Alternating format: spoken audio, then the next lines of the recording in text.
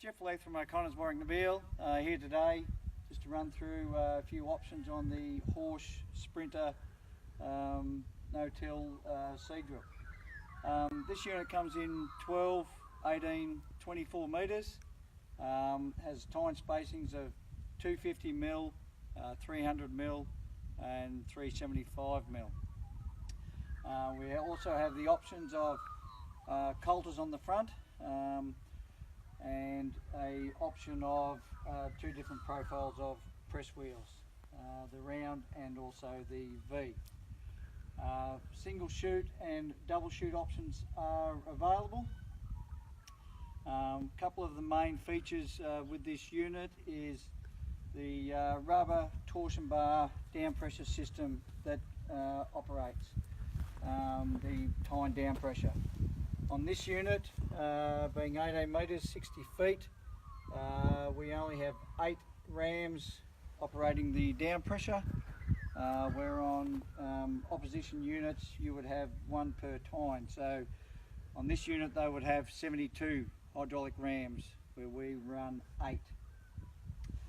So with the down pressure system, this rock shaft here turns, rotating the rock shaft around, causing the down pressure to come on the torsion rubbers, forcing the tine into the ground. So with this unit here, there is no moving parts for wear in future years down the track. The coulters work on the same principle, the torsion bar rubbers. So in very hard operating conditions, there's no vibrations, very quiet machine to drive beside. The press wheel is very easy to adjust. Got a special tool, comes with it, put it in, twist it, lift up, down, let go. So it's very easy to operate, adjusting the down pressure.